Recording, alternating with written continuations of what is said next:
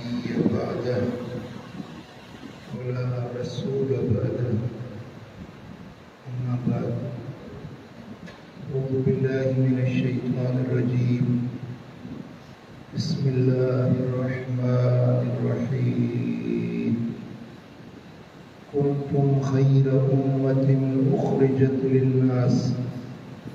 صدق الله مولانا العلي العظيم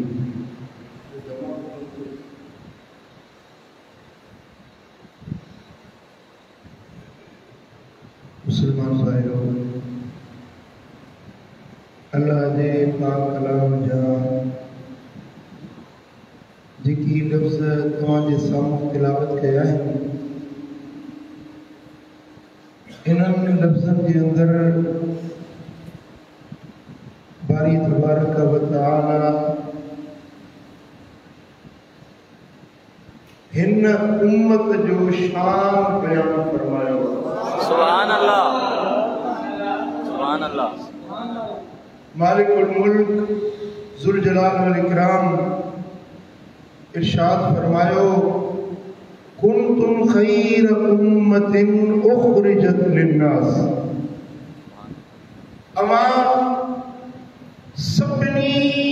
उम्मतुन खां भली उम्मत बनाए ज़ाहिर कया विया आहियो। सुभान अल्लाह।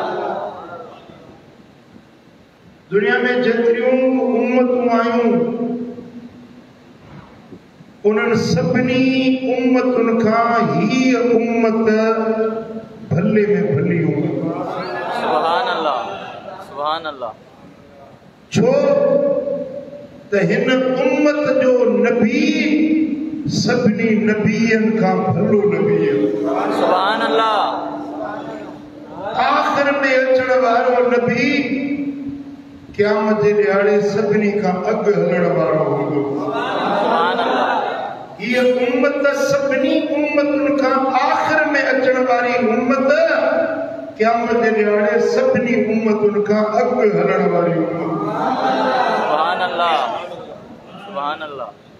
असांजो नबी नबियन में बेमिसाल आहे त मुस्तफा जी उम्मत सभिनी उम्मतुनि में बेमिसाल आहे। सुभान अल्लाह, सुभान अल्लाह। बाज़ रिवायतुनि में आयो आहे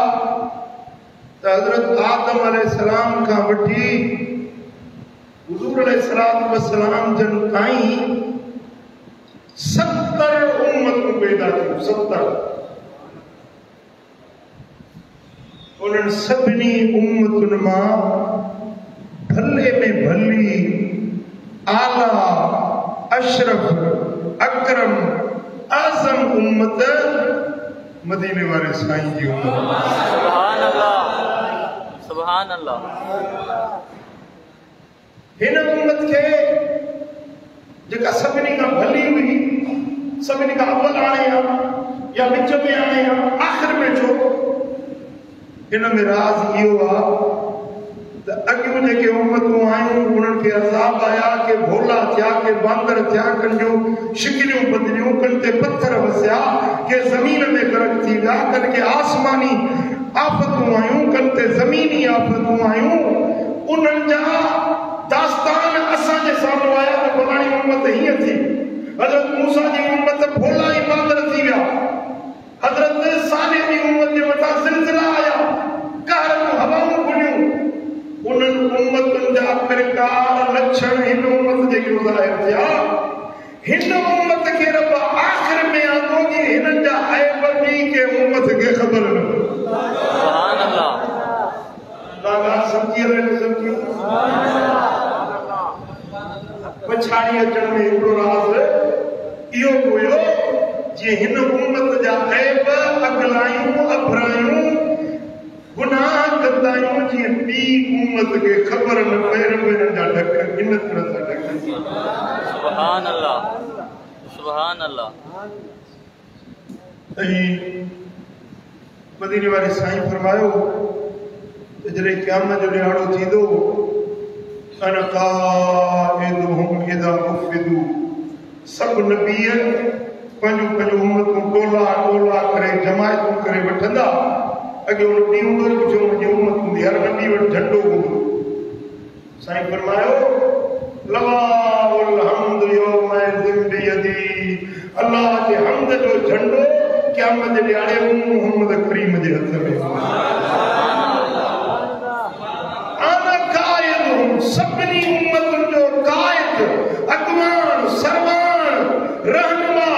मां मोहम्मद करीम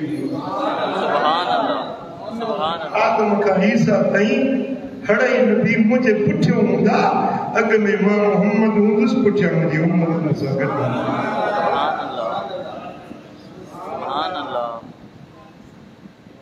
अल्लाह तबारक व तआला फरमायो कुंतुम खैर उम्मह तव्हां सभिनी उम्मतुनि मां भली भली उम्मत सुठी उम्मत आहियो इहो अल्लाह ताला जल शान जो फज़ल ऐं करम हुजूर जे सदके हिन उम्मत खे नसीब थियो ऐं सभिनी उम्मतुनि मां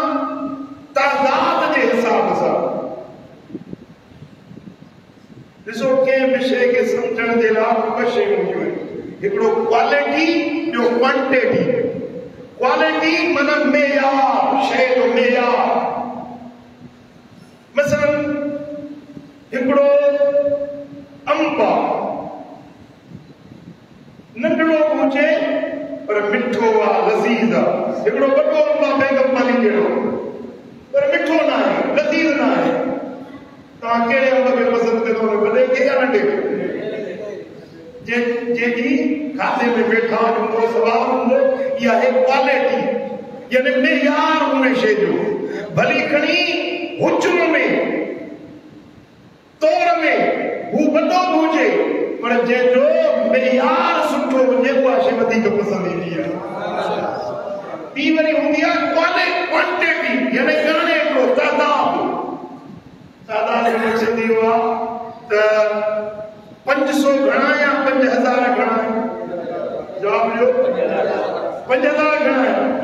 पर जॾहिं 5000 जो 5 लख सां मुआज़नो कजे त 5 लख घणा या 5000 घणा जी 5000 खां 5 लख बराबर घणा आहिनि पर 50 लख हुजनि त पोइ 5 लख घणा चइबा या 50 लख घणा चइबा इहा आहे क्वांटिटी यानी तादाद त हीअ जेका उम्मत आहे न इहा सभिनी उम्मतुनि खां क्वालिटी में बि वधीक क्वांटिटी में बि वधीक सुभान अल्लाह जे हिसाब सां बि उम्मत सभिनी उम्मतुनि खां भली आहे मिक़दार जे हिसाब सां तादाद जे हिसाब सां बि हीअ उम्मत सभिनी उम्मतुनि खां घणी सुभान अल्लाह इमाम तिरमिज़ी इमाम इब्न माजा हज़रत अबू बुरीदा रज़ियल्लाहु तआला अन्हु का रिवायत आनी है मदीने वाले साईं फरमाता है जन्नत 20 व 100 सफ़ जन्नत में जेके वेंदा उन्हनि जूं कतारूं कुल 120 हूंदियूं कतारूं मसलन मस्जिद में जमात की रकम थी ना ये पहली सिर्फ 20 सिर्फ 30 सिर्फ 15 से 20 से साईं फरमाने के जन्नत में भी दाना वो कुल सिर्फों हुंदियूं 120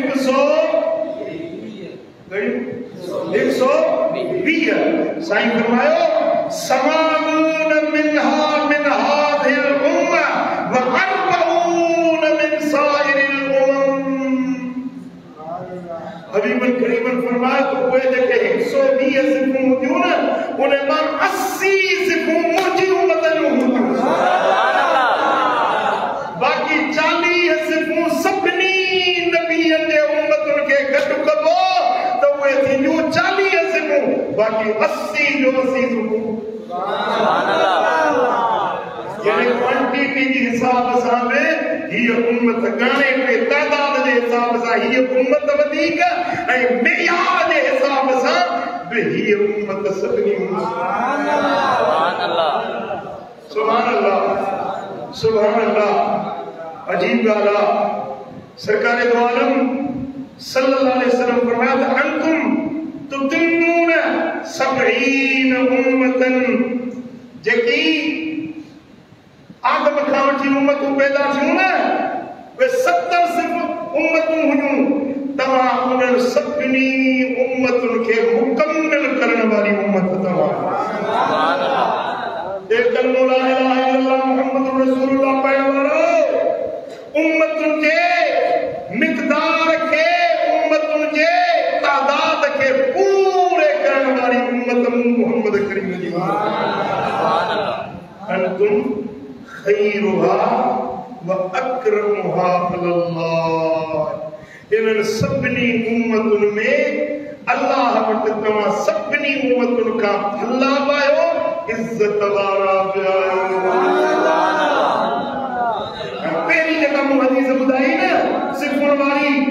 80 सिफ़ूं हिन उम्मत जूं 40 सिफ़ूं ॿियुनि उम्मतुनि जूं इहा हुई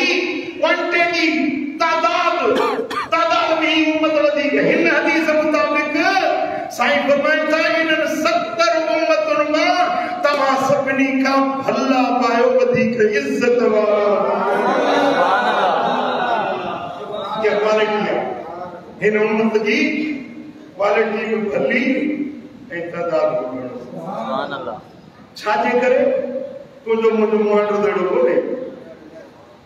मदीने वाले साईं सुभान अल्लाह जो सोने नबी जी जेकरे एजाज़ मिलियो आहे न उम्मत खे त मदीने वाले साईं जे सदके मिलियो आहे सुभान अल्लाह ऐं हज़रत मौला अली शेर खुदा हैदर कररार की रिवायत आहे मुस्नद अहमद बिन हंबल में मौला अली शेर खुदा रिवायत फरमाइनि था हबीब फरमाता ऊती तो मालम यूत अहद मिन अल अंबिया मुखे मुझे उम्मत जे लाइ कुझु अहिड़ियूं शयूं ॾिनियूं वियूं आहिनि जेके अॻियुनि उम्मतुनि खे त न मिलियूं पर अॻियुनि नबीअनि खे मिलियूं सुभान अल्लाह उहे शयूं जेके नबीअनि खे न मिलियूं से हिन उम्मत खे मिलियूं सुभान अल्लाह समझो तारे कोन सुभान अल्लाह जागो तारे निंड जायो अल्लाह को खुलत तो न साईं फरमाता अहिड़ियूं नेमतूं मूंखे मुंहिंजी उम्मत खे मिलियूं आहिनि जेके नबीअनि खे बि न मिलियूं फकुलना या रसूल अल्लाह मा हुआ असां अर्ज़ कयो या रसूल अल्लाह कोई कहिड़ियूं शयूं आहिनि पाण फरमाए नुसिरत बिर्रोब हिकिड़ी ख़ासि मूंखे खूबी मिली आहे जो मुंहिंजी रोब जे ज़रिए मदद कई वई आहे मुंहिंजे वजूद खे रब रोबदार बणायो आहे हुज़ूर जे वजूद में रोब हुयो महीने जे पंध ते दुश्मन ईंदो हो त हीअं न कंदो अॼु ख़ुदा जो कसम आहे त मग़रिब वारा ओलह वारा यूरोप वारा अमेरिका वारा मोहम्मद जे नाले खां ॾकनि था मोहम्मद करीम जे नाले जो अॼु बि दुश्मन जे दिल ते ठाको वेठल आहे रोब ताब वेठल आहे मुस्तफा जो रोब अॼु बि क़ाइम आहे साईं फरमायो थी तो मफाती अल-अर्ज़ मूंखे अल्लाह ताला ज़मीन जे खज़ाननि जूं कुंजियूं जे हवाले सुभान अल्लाह सुभान वजुल तुराबुली तहूरन अल्लाह ताला मुझे खातिर जमीन सॼीअ खे पाक बणाए छॾियो जिते निमाज़ टेम थी वञे सजदो कयो तव्हांजी निमाज़ थी वेंदी मिटी पाक ज़मीन हाँ उनजे मथां ॿी का इज़ाफ़ी गंदगी गिलाज़त न पवे हूअ आम मिटी धरती जेका बि आहे मुंहिंजे ख़ातिर रब पाक करे ऐसा ही फरमायो वजुलत उम्मती खैरल उमम मुंहिंजी उम्मत खे रब हड़नी उम्मतुनि खां भले में भली आला में आला अफज़ल में अफज़ल उम्मत मुंहिंजी उम्मत खे बणायो सुभान अल्लाह इहो एज़ाज़ अहिड़ो आहे न के नबीअ खे मिलियो रोब ज़मीन जी पाकाई खज़ाननि जूं कुंजूं उम्मत जी भलाई न के नबीअ खे मिली न के नबीअ जे उम्मती खे मिली जेका मूं मोहम्मद खे मुंहिंजी उम्मत खे सुभान अल्लाह सुभान अल्लाह सही बुखारी में हदीस पाक हज़रत अब्दुल्लाह बिन अब्बास रज़ियल्लाहु तआला अन्हु रिवायत फरमाइनि था त मदीने वाले साईं फरमाया त पूरे दरतलैया उम्मत मूंखे सब उम्मतूं मुंहिंजे साम्हूं पेश कयूं। हज़रत आदम उनजी उम्मत, हज़रत नूह उनजी उम्मत, इब्राहिम उनजी उम्मत, मूसा उनजी उम्मत, ईसा उनजी उम्मत, हर नबी ऐं उनजी उम्मत मुंहिंजे साम्हूं पेश कई वई। जेतिरा बि नबी आया उहे सभु नबी ऐं उन्हनि जूं उम्मतूं मुंहिंजे साम्हूं पेश कयूं वियूं। साईं फरमाया अख़ज़ नबी यमुर्रु माहुल उम्मा, हिकिड़ो नबी ॾिठो जंहिंसां हिकिड़ी वॾी जमायत गॾु वञे पई। वन नबी यमुर्रु माहुल नफ़र, हिकिड़ो नबी ॾिठो जंहिंसां कुझु माण्हू 15-20 माण्हू गॾु वञनि पिया। वन नबी यमुर्रु माहुल अशरत, हिकिड़ो नबी ॾिठो जंहिंसां 10 ॼणा उम्मती गॾु पिया वञनि। माना उन नबीअ जी उम्मत हुई 10 ॼणा, घणा? सिर्फ़ 10 ॼणा। वन्नबी यमुर्रु माहुल नफ़र, वन्नबी यमुर्रु माहुल अशर, वन्नबी यमुर्रु माहुल खम्सा, हिकिड़ो नबी वञे पियो सां उम्मती सिर्फ़ 5 ॼणा। उन ते कलमो ई 5 ॼणनि पढ़ियो, उहे 5 ॼणा वठी वञे। वन्नबी यमुर्रु बहदहू, हिकिड़ो नबी वञे पियो उन सां हिकिड़ो उम्मती गॾु कोन, पाण अकेलो अकेलो पियो हुयो नबी, हुयो नबी, पर सां हिकिड़ो बि कम में पइण वारो कोन थियो, अकेलो अकेलो नबी वञे पियो। फनज़रतु फइज़ा सवादुन कसीर, पोइ हीअं जो मूं ॾिठो त हिकिड़ी वॾी जमात नज़र आई, वॾी उम्मत नज़र आई। कुलतु या जिब्रील हाउलाए उम्मती, मूं चयो जिब्रील इहा मुंहिंजी उम्मत आहे, हिकिड़ा माण्हू जेकॾहिं तुंहिंजा मुंहिंजी उम्मत आहे। क़ाल ला, या रसूल अल्लाह या तुंहिंजी उम्मत न आहे, वलाकिन उन्ज़ुर इलल उफ़ुक़, या रसूल अल्लाह आसमान जे किनारनि ॾे निहारियो।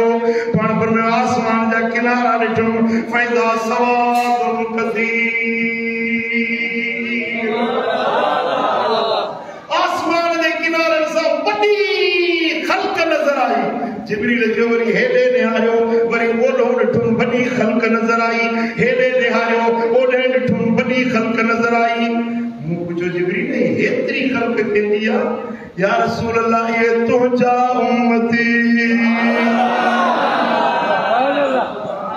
को नबी अकेलो पे वियो, के नबी सां 5 हुया, कंहिंसां 10 हुया, कंहिंसां 15 हुया, कंहिंसां टोलो हुयो, कंहिंसां जमायत हुई। इहा जेका घणी जमायत ॾिठव इहा मूसा ऐं उनजी जमायत हुई, पर ही जेके आसमान जा किनारा भरिजी विया आहिनि, ॻणिजे त ॻणण खां घणा। सुभान अल्लाह, या रसूल अल्लाह या तव्हांजी उम्मत सुभान अल्लाह, सुभान अल्लाह। वहाउलाए सबून अल्फन कुद्दामहुम ला हिसाब अलैहिम वला अज़ाब। जिब्रील चयो या रसूल अल्लाह इहा तव्हांजी उम्मत जेका वञे पई, इन्हनि जे अॻियों अॻियों 70,000 ॼणा अहिड़ा आहिनि जिन ते न हिसाब आहे, न अज़ाब आहे, न पुछाणो आहे। इहे 70,000 बिना हिसाब जे जन्नत ॾे वेंदा। सुभान अल्लाह, सुभान अल्लाह, सुभान अल्लाह। या रसूल अल्लाह इहे तुंहिंजा उम्मती,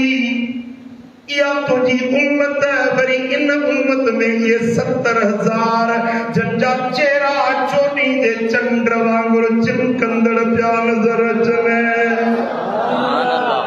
या रसूल अल्लाह इहे तुंहिंजे उम्मत जा वली आहिनि, सालिह आहिनि, बरगुज़ीदा आहिनि। 70,000 ॼणा बिना हिसाब जे जन्नत में वेंदा। कुलतु वलिमा, मूं पुछो जिब्रील वाला ये 70,000 बिना हिसाब जे न पुछाणो न को हिसाब किताब छो, इनजी खूबी कहिड़ी छो बिना हिसाब जे छो वेंदा? क़ाल कानू ला यक्तबून, या रसूल अल्लाह ये डंभ न ॾियारींदा हुया, डंभ बदन खे माण्हू डंभ ॾींदा आहिनि न, तब बस इलाज कर बात बीमारियों मसलन के कुन्नर में जो सूर थी दो है कुन्नर में टंग में इंगली रगा में सूर थी दो वो इते ठाक ते डबुनी दा चरानी इलाज आ डबुनी सा सूर खत्म थी के करगे में सूर थी दो तो मथे जी चोटी ते डबुनी दा है चदा ने सा करगे जो सूर खत्म थी के वरी ते भूड़ियों हणी पंजा निशान ठाईंदा जदीद ज़बान में देके टैटू सरवा शक्ल उठाईंदा है या कुछ अखर लिखाईंदा है यो नंबो नहीं पंजे बदन के नंबो नींदा है साईं फरमाया त जिब्रील चयो या रसूल अल्लाह ये जेके 70,000 बिना हिसाब दे वजण वारा आहिनि ये उहे जॾहिं पहिरीं खूबी आहे जो कॾहिं नंबो न ॾियारियो सुभान अल्लाह तीन दी खूबी आहे ला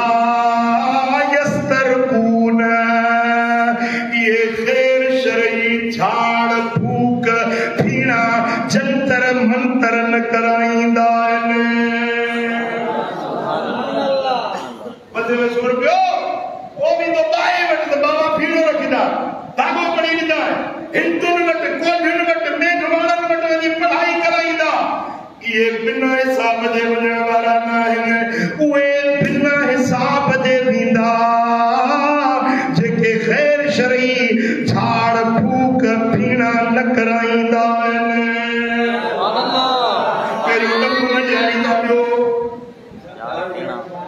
झाड़ फूक ग़ैर शरई न कराईंदा टे नंबर ते वलायत तयरून बदफाली न वठंदा बदफाली समझो था जी केली अख फरंदी आहे अदा अख दी फरे में निभाग दी निशानी आहे चलो ना केली जुत्ती हुंदी थी पर आ भाई आपने भाग दी निशानी जुत्ती हुंदी थी पर को माण्हू घर खां निकितो पोयों के सॾु कयोसि ओए हथी में भाग जो सॾु कम ई न थींदो आहे जी कां ईंदो न कां ओ घर जे मथो मंडेर ते या छत ते कां का कंदो त भाई हमने भागो कां आयो वरी हिने का करे कां ने कावे ने उडी उडामी वने चला सही ये जो मेहमान ईंदो कावे दी दी लवे खोड़े ॻाल्हियूं आहिनि मुस्लमाननि में या बदफाली सब माण्हू घर मां निकितो न साम्हूं गिदड़ मोह पइजी वञे अरे असां गिदड़ मोह कम थी वियो साईं फरमाइनि था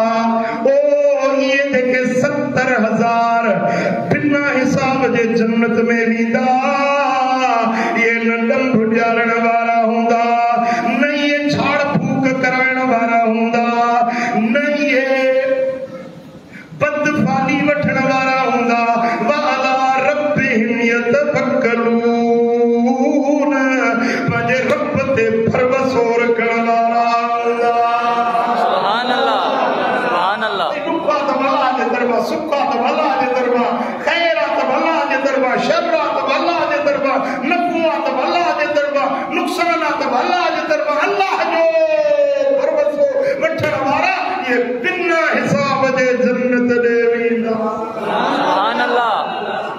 जेडी मन साईं जन ये फरमायो हजरत उकाशा बिन महसन नाले असहाबी उठी बीठो या रसूल अल्लाह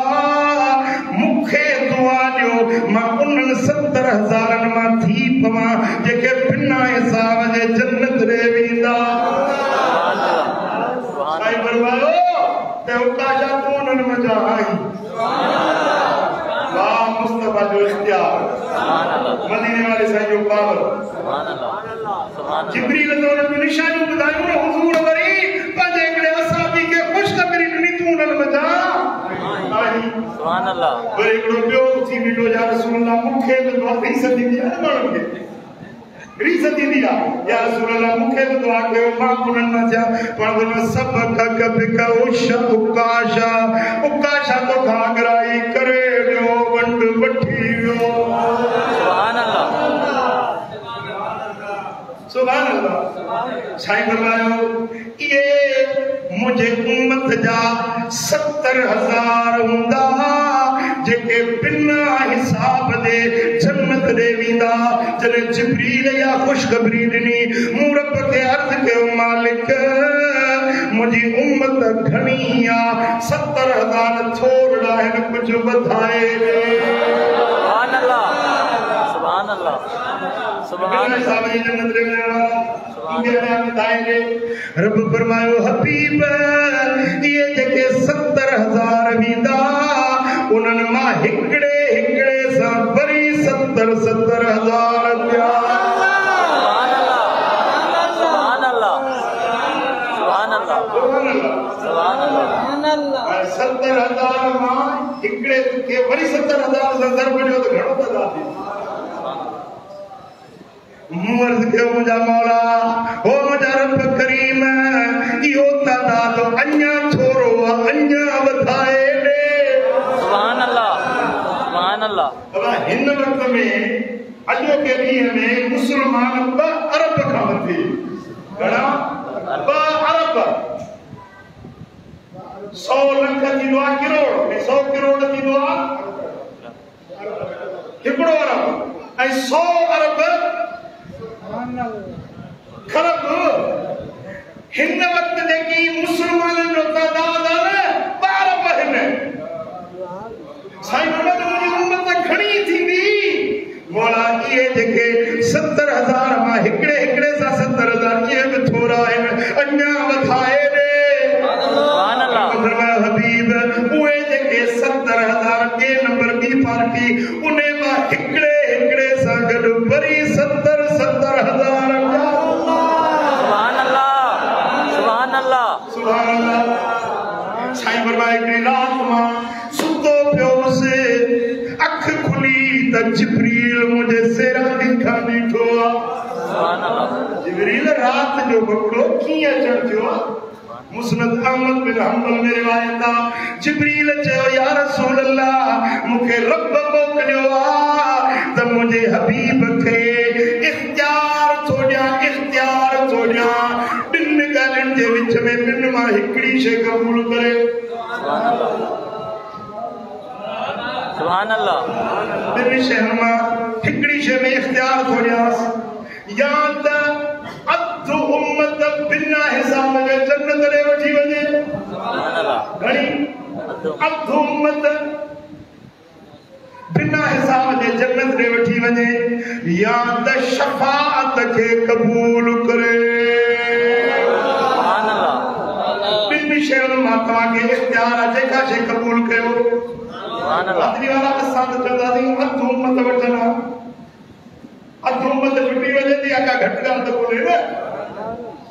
साईं फरमायो मूं अर्ज़ कयो मौला मूंखे अधु उम्मत न खपे मूंखे शफाअत जो इज़्न ॾे सुभान अल्लाह सुभान अल्लाह छो त अधु उम्मत में आबिद ज़ाहिद नेक सालिह सदोरा मुंहिंजी उम्मत में किरोड़े नेकोकार हूंदा उहे त हूअं ई छुटी वेंदा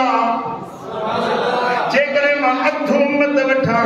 त पोइ नेकोकार छुटी वञनि हा मुंहिंजा गुनहगार काॾे वेंदा मुंहिंजा बदकार काॾे वेंदा मुंहिंजे क़त्लनि गुनहगारनि जो केरु सिफारिशी थींदो मूं अर्ज़ कयो मुंहिंजा मौला मूंखे अधु उम्मत न खपे मूंखे शफाअत जो इज़्न ॾे सुभान अल्लाह साईं फरमायो मता ये समझो त मुंहिंजी शफाअत लिल मुतनक़ीन परहेज़गारनि नेकोकारनि जे लाइ मुंहिंजी शफाअत हूंदी मता ईअं सम्झंदा हुजो न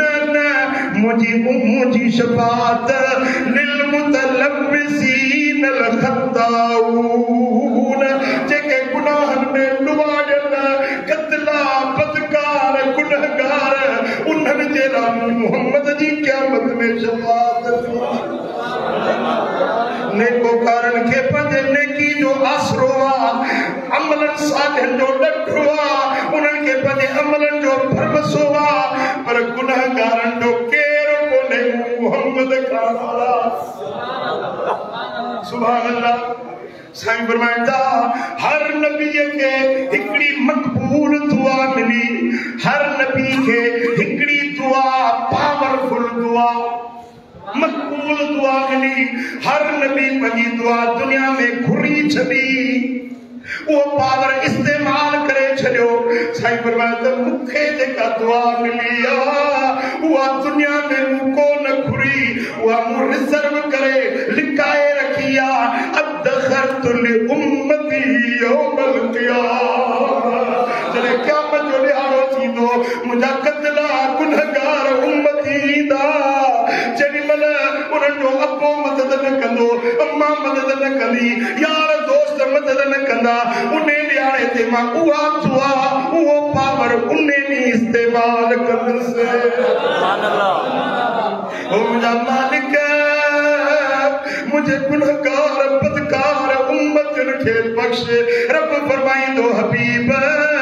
तुंहिंजी उहा दुआ मूं वटि रखियल आहे जमा थियल आहे घुर जेको चवंदे सो ॾींदो सुभान अल्लाह सुभान अल्लाह सुभान अल्लाह उन ॾियारे ते जॾहिं मुंहिंजो लजपाल नबी ईंदो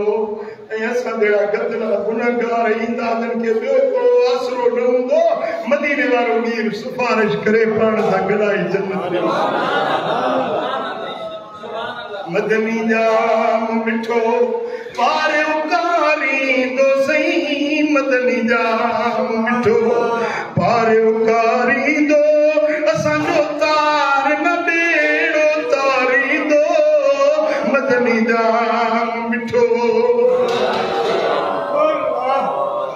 इमाम नबहानी हिकिड़ी रिवायत आंदी आहे जॾहिं मशहद जो मैदान थींदो अल्लाह जी वाहिदुल क़हार जी कोर्ट लॻंदी दरबार रब जी लॻंदी उन वक़्त में हिकिड़ा माण्हू दोज़ख ॾे पकड़िया वेंदा हिकिड़ा माण्हू जन्नत ॾे पिया वेंदा हज़रत आदम चवंदो मौला मां पंहिंजे औलाद खे ॾिसण थो चाहियां पोइ आदम खे हिकिड़ी ऊची जाइ ते बीहारियो वेंदो पंहिंजे पुटनि जो पंहिंजे औलाद जो हाल ॾिसंदो महशर जी तपश गर्मी काढ़ो साड़ो माण्हू पखर में रिझंदा हिकिड़ा ज़ंजीरनि में पकड़िया दोज़ख ॾे वेंदा हिकिड़ा ख़ुशि थींदा टहकंदा जन्नत ॾे पिया वेंदा हज़रत आदम इहो मंज़र बीठो ॾिसंदो ओचितो हज़रत आदम जे ॼाए हिकिड़ो माण्हू गुज़रंदो जंहिंखे मलाइकनि बाहि जा ज़ंजीर मथा हूंदा उनखे पकड़ियूं दोज़ख ॾे वठूं पिया वेंदा उहो माण्हू साॼे ॾिसंदो खाॿे ॾिसंदो पुठियों ॾिसंदो चइनी पासनि ॾे वाछाईंदो निहारींदो मलाइक चवंदो छा थो ॾिसी चवंदो ॾिसां थो मुंहिंजो मुहम्मद किथे आहे मुझे मोहम्मद करीम किथे मां जंहिंजो कलमो पढ़ियो हो उहो मुंहिंजो नबी किथे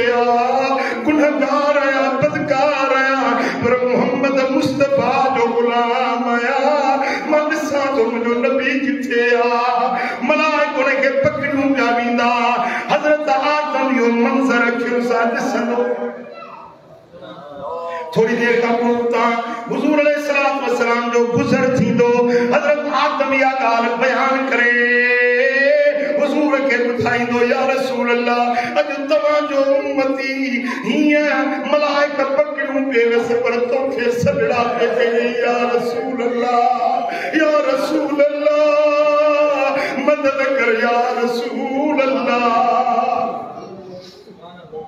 हुजूर तकड़ा तकड़ा उन पासे ॾे वेंदा जॾहिं आदम ॿुधाईंदो ॾिसंदा बराबर हिकिड़ो उम्मती आहे जंहिंखे मलाइक ज़ंजीरनि में क़ैद कयूं दोज़ख ॾे पकड़ियूं था वञनि हुनजी रड़ ते रड़ मदद कर या रसूल अल्लाह हुजूर फरमाईंदा ए मलाइको बीही वञो ए फरिश्ता बीहो हुजूर वापस पलटंदा अल्लाह जे अर्श जे साम्हूं बीही हुजूर जे पाक अखियुनि में लुड़क अची वेंदा हुजूर रोई अर्ज़ कंदा मुंहिंजा मौला तो त मूंखे फरमायो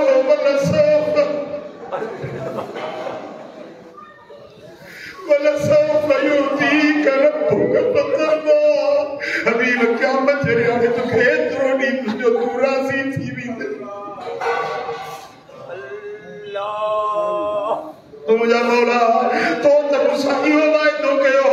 अज मलाइक मुझी गाल लथा बजन मुझो उम्मती पकड़ी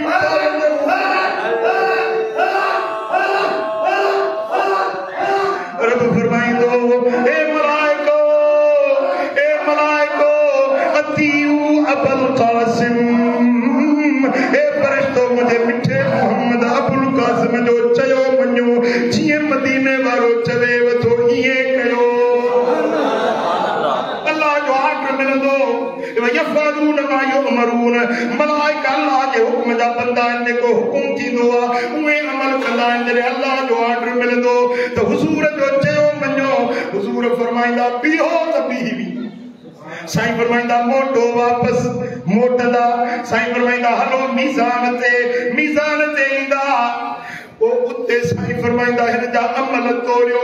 फरिश्ता चवंदा या रसूल अल्लाह अमल तोरे चुकायूं हिन जूं नेकियूं थोरियूं आहिनि गुनाह घणा आहिनि हिन जे लाइ आर्डर दोज़ख जो मिलियो आहे साईं फरमाइंदा बराए अमल तोरियो मां बि ॾिसण थो चाहियां जेरी मन वरी उन्हें जा अमल साहबी में तराज़ी में विझंदा उन्हें जो नेकियूं घट गुनाह घणा थी पवंदा ओॾी महिल हुजूर जन खे जेको कुर्तो पाक पहिरियल हूंदो उन्हें जे खीसे मजा हिकिड़ो कागज़ जो पुर्ज़ो कढंदा ये आंगुर जो पोर आहे हिन आंगुर जे पोर जेतिरो नंढड़ो कागज़ जो टुकड़ो हूंदो उहो कढी उन्हें जे सालिया अमलनि जे पुड़ में विझंदा त नेकियुनि जो पुड़ वेलो थी वेंदो हुकुम मिलंदो बाने खे जन्नत में दाख़िल कयो ओॾी महिल वो मानू चंदो या रसूल अल्लाह इन मशर जे मैदान में अबो हुयो अमड़ हुई मिट हुया माइट हुया के मुझी मदद न कई के मुझी रड़ दाह न बुधी के मुझी सहायता न कई अज तवा मुझी मदद कई सोना नबी मुखे बुधायो इन कागज जो राज केड़ो आ साईं फरमाइंदा तो जिंदगी में हिकड़ो फेरो मुझे दुरूद पढ़ो हुयो तुझे दुरूद वारो पन्नो असां पाण वटि लिकाए रखियो अॼु उन दुरूद जे सदके वञ जन्नत में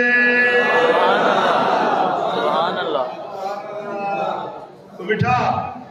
मीलाद जो महीनो शुरू थियण वारो उन नबी जी आमद थियण वारी आहे जेको नबी असांजो छोरनि जो छप्पर हुआ गरीबन जो गमख्वार आ मिस्कीनन जो मददगार आ हीनन जो हमराह हुआ हिते भी मददगार आ हुते भी छोटकारे प्यारण वारो आ सुभान अल्लाह नबी जे अचण ते खुशी त थींदी न खुशी त थींदी या न थींदी थियण खपे या न थियण खपे और इन नबी जे मीलाद जो महीनो खुशन जो महीनो अचण वारो सुभान अल्लाह जो इंशाअल्लाह सभई मीलाद मल्हाईंदा इंशाअल्लाह सभई मीलाद ऐं जेको ईंदड़ महीने जो पहिरियों आचर थींदो न पहिरियों आचर हिन आस्थाने ते मीलाद में थींदो मुर्शिदन जो उर्स पाक में थींदो सुभान अल्लाह सभिनी खे दावत आहे घर में भी मीलाद मल्हाईंदो सोने नबी जे अचण जूं ख़ुशियूं मल्हाईंदो छो न खुशी मल्हायूं जो उहो नबी मुंहिंजो जे सदके रब भली उम्मत में शामिल कयो जे सदके रब असांजा ढक ढकिया जे सदके हिते भी इनायतूं हुते भी मेहरबानियूं थियण वारियूं सुभान अल्लाह अल्लाह करीम शल्लाह उन नबी जी सच्ची मोहब्बत दे सच्चो इश्क दे मदीने वाले साईं जे दर जी गुलामी नसीब फरमाए हुजूर जी फरमा बरदारी कंदे शल हयाती जा फसा पूरा करण जी तौफीक अता फरमाए बारकल्लाहु ली व लकुम फिल कुरानिल अजीम नबरी व इय्याकुम बिमा फीहि मिन अल आयात व ज़िक्रिल हकीम अक़ूलु क़ौली हाज़ा वस्तग़फिरुल्लाह अल अज़ीम ली व लकुम व लिसाइरिल मुस्लिमीन फस्तग़फिरूहु इन्नहु हुवल गफूरुर रहीम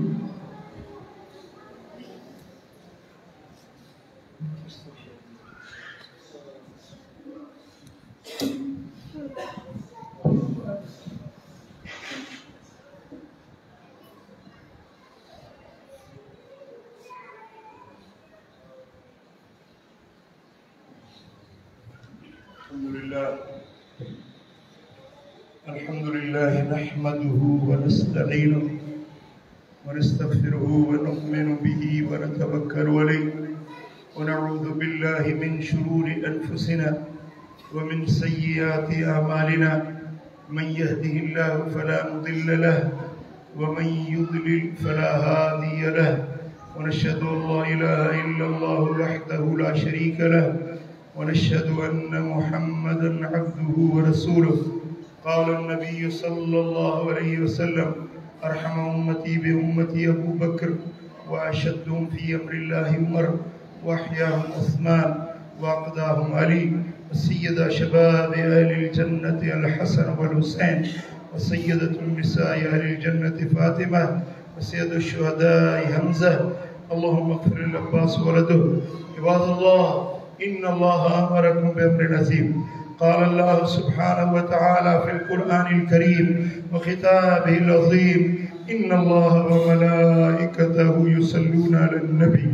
يا أيها الذين آمنوا صلوا عليه وسلموا تسليما. اللهم صل وسلم وبارك على نبينا محمد وعلى آله وصحبه أجمعين.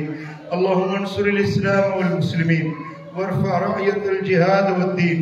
اللهم كل من أرادنا وأراد المسلمين بسوء فاشغله بنفسه واجعل كيده في نهره واجعل تدبيره في تدميره. اللهم عليك بأعداء المسلمين. اللهم إنا نسألك الهدى والتقى والعفاف والغنى. اللهم إنا نعوذ بك من الهم والحزن والجبن والبخل وذل الدين وقهر الرجال. या अल्लाह हिन सारी जमात ते लुत्फ़ो करम कर सभिनी जे दिलनि जूं मुरादूं पूरियूं कर। या अल्लाह मुश्किल ज़दनि जूं मुश्किलातूं माफ़ कर परेशान हालनि जूं परेशानियूं दूर फरमा।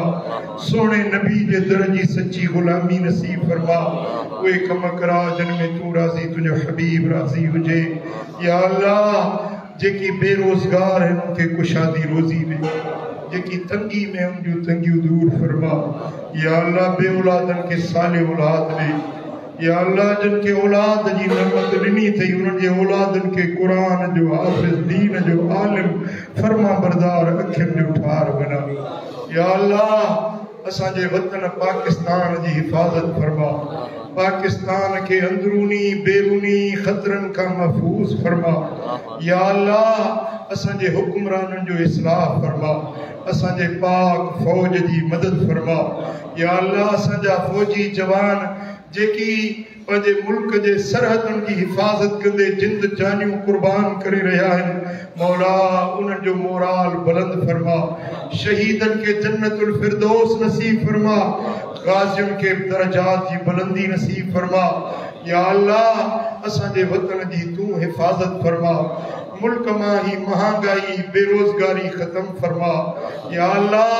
असांजे मथां हाकिम उहे आण जेके तुंहिंजे दीन जा ख़िदमत गुज़ार हुजनि। उम्मत जे मथां रइयत ऐं राज जे मथां बाज ऐं शफ़क़त करण वारा हुजनि। अल्लाहुम्म सल्ली व सल्लिम व बारिक अला नबीना मुहम्मद व अला आलिहि व सहबिहि अजमईन। इबादल्लाह